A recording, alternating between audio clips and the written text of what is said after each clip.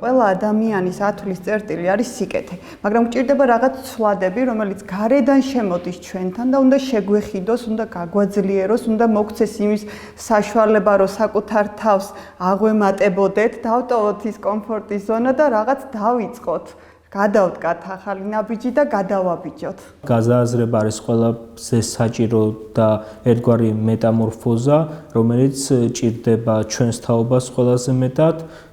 და დიალოგი და ხიდის აგების პროცესი აუცილებლად უნდა მოხდეს ჩვენსა და წინა თაობას შორის, ოღონდ არ ნიშნავს იმას, რადგან წინა თაობა უფრო აქტიურად იყო ამ პროცესში ჩართული, რომ ჩვენ თითქოს არ ვიცით, არ უნდა შეგვეხოს ფსიქოლოგიურ დონეზეც ეროვნულ დონეზე და იდენტობის დონეზე ეს გადააზრების თემატიკა და აი მაინტერესებს უფრო მეტად გადააზრებაზე შენი მოსაზრება ამ საკითხთან დაკავშირებით. რა კარგად თქვია ეს გადააზრება ძალიან მომწონს იქიდან გამომდინარე რომ გადააზრება როგორც ათვლის წერტილი უკვე ნიშნავს რომ რაღაც დავკონკრეტდით თითქოს მაგრამ იმავდროულად არის საფრთხე რომ გავიფანტოთ და გადააზრება ნიშნავს ავიღოთ პასუხისმგებლობის საკუთარ თავზე ჩვენი წვლილი, ჩვენი ჩართულობა, ჩვენი მონდომება რა მასშტაბების არის, სად გადის ეს ზღვარი, რაზე ვიღებ პასუხისმგებლობას, ვიღებ საკმაოდ პასუხისმგებლობას, რომ ამ გადააზრების შემდგომ ჩემ შვილთან უფრო თანმიმდევრული ვიქნები ინფორმაციის გაზიარების დროს, უფრო უშიშარი ვიქნები, უფრო ობიექტური ვიქნები, იმიტომ რომ სუბიექტური და ემოციური ცვლილებებისგან უნდა შევძლოთ განთავისუფლება, იმიტომ რომ ეს გადააზრება არის ერთი მხრივ პასუხისმგებლობა, თავარი რაც არის და მეორე იმის გამბედაობა, რომ გადავდგათ ნაბიჯი უკეთესი მომავლისკენ. ერთად უნდა გადავდგათ, ერთობლივი პასუხისმგებლობა უნდა ავიღოთ თითეულმა და ის ასევე ვიტყოდი ალბათ ძალიან საგულისხმოა, რომ რაღაც პრევენციული ზომების მომცველიც უნდა იყოს ეს გადააზრება, რომ აგვერიდოს იმ საფრთხეს, იმ დისკომფორტს, რომელიც თან ახლავს ემოციურ ფაქტორებს. პასუხისმგებლობის თემა ზოგადად ძალიან საფრთხილოა და ერთგვარი ბეწვისყიდია ამ დიალოგების ფორმატში, რადგანაც ჩვენ პასუხისმგებლობა გვაქვს საკუთარი თავის მიმართ, როდესაც ვერთვებით ამ დიალოგში, ჩვენ უნდა ვიყოთ, ჯერ ჩვენ უნდა გვქონდეს პასუხები საკუთარი თავისგან, შემდგომ პასუხისმგებელი ვართ იმ ადამიანების წინაშე, ვისთანაც წავმართავთ ამ დიალოგს, შესაბამისად უნდა იყოს იდენტობა მე, უნდა იყოს იდენტობა შენ, ვისაც გესაუბრები ამ დიალოგის ფორმატში და უნდა იყოს იდენტობა ის. შეიძლება ვთქვათ, შევცვალოთ იდენტობათი ჩვენ, ანუ ის ადამიანები, ვისკენაც არის ჩვენი დიალოგი მიმართული, რადგანაც ეს არ არის უბრალოდ დიალოგი დიალოგისთვის, ეს არ არის შეხვედრა შეხვედრისთვის, მაგრამ ბეწვისყიდი უბრალოდ არ მიხსენებია, ბეწვისყიდი, იმიტომ რომ აქ უნდა გაუფრთხილდეთ არაერთი დიალოგის მონაწილე აღნიშნავს, რომ ეს შეხვედრები საკმაოდ ემოციურია მისთვის განსაკუთრებით თუ ეს ადამიანები აფხაზეთიდან არიან. შესაბამისად, ესეც უნდა გავითვალისწინოთ, სხვისი არა მარტო თქვათ ემოციურობა, არამედ სხვისი დამოკიდებულება და მზაობა დიალოგის მიმართ.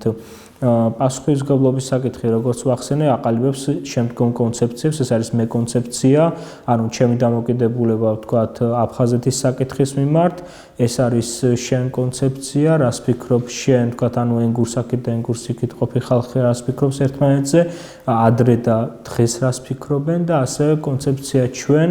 რომ ეს არის საკითხი, რომელიც არ უნდა დარჩეს ღიად და ერთხელ და სამუდამოდ უნდა გადავიდეს შემდგომ ეტაპზე, შერიგების ეტაპზე. მადლობა. პირველ რიგში ძალიან საინტერესოა ეს, რომ ჩაუღრმავდები და თვითონ გეთანხმები იმ საკითხში, რომ ემოციური ეს შეხვედრები, იმაზე მეტად მძლავრია ეს ემოციური ტალღა, ვიდრე ერთი შეხვედრით წარმოგიდგენია, შესაძლოა თავდაპირველად იფიქრო და მოლოდინს აღემატება, იმიტომ რომ ეს შეხვედრები გვაძლევს იმის საშუალებას, რომ ჩვენ დავაკვირდეთ არა სხვის ემოციებს და სხვების უკავშირს და გამოხმაურებას თითეული მხარის, არამედ საკუთარი გულისცემა, საკუთარი ჩართულობის ხარისხით, საკუთარ გულწრფელობას, რომელიც ყველაზე მძლავრად შეიძლება გააკონტროლო და ამ გადააზრების შემდგომ მიდიხარ, რომ შენ როგორც ერთი ადამიანი შეიქმენი რაღაც დამოკიდებულება, განთავისუფლდი ამ ემოციისგან. მე ვფიქრობ, რომ შემდგომი ნაბიჯი სწორედ ეს ეს არის, რომ ამ ემოციებისგან უნდა მოხდეს განთავისუფლება, მოლაპარაკებით, შეთანხმებით, შეიძლება შექმნათ ის უკეთესი მომავალი და კიდევ ერთხელ ძალიან კარგად იყო შენს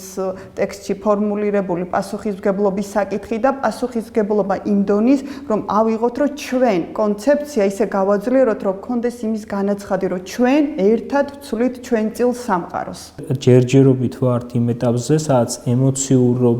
ემოციურობის შკალა უფრო მაღალია, ხოლო თქვათ რაღაც ცივილოგიკით საკითხის განხილვის შკალა უფრო დაბალია და როდესაც თქვათ საუბრობენ ქართულ-აფხაზურ ურთიერთობაზე, პირველ ადგილს უფრო ემოცია იკავებს, ვიდრე თქვათ ცივილოგიკა და საკითხისთვის სხვანაირი თვალით შეხედვის მზაობა.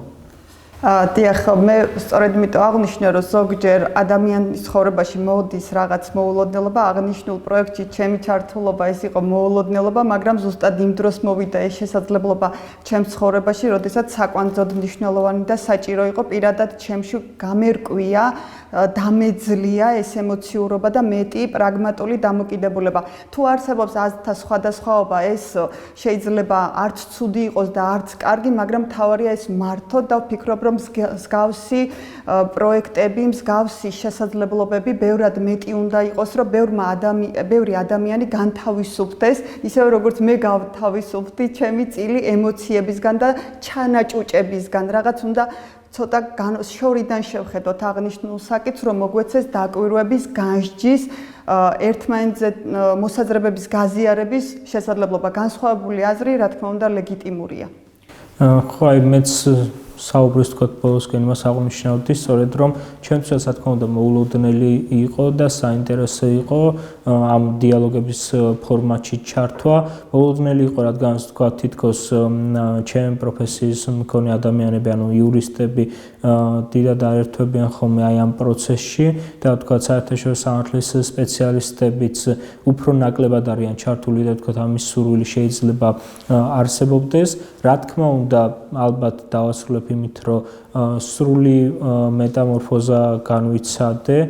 და სრულიად სხვა კუთხით დავინახე საკითხის, ზოგადად საკითხის სწორი შეფასების დროს სურს, რომ მედლის ორივე მხარესთან მქონდეს წვდომა, ანუ ვთქვათ, შემოვარო მთლიანად სიტუაციას და ის სამ განზომილებაში აღვიქვა. და ამის დეფიციტი აი ეს მინდა უბრალოდ ბოლოსკენ აღნიშნო და რაღაც ესე საკვანძო მესიჯად დავტოვო, რომ აი ამის დეფიციტი დღეს არსებობს, ინფორმაციულობის დეფიციტი არსებობს, ისტორიული განხილვების დეფიციტი არსებობს, ძალიან ბევრი წყარო შეიძლება უფრო მეტად სუბიექტური იყოს ვიდრე ობიექტური და შესაძლოა იმ ადამიანების აზრები, ვისაც ჩვენ ვისმენთ, ანუ ენგურს იკითხები ადამიანების აზრებს, ვისაც ჩვენ ვისმენთ, შეიძლება მათი აზრები უფრო მეტად სუბიექტური გვეჩვენოს, მაგრამ ჩემთვის გავაკეთე ძალიან საინტერესო დასკვნა და უბრალოდ მინდა რომ აი ამ დასკვნით დავასრულო ჩემი მოსაზრება ჩვენი დიალოგის ფორმატში, რომ იმდენი სუბიექტური აზრი მოვისმინე,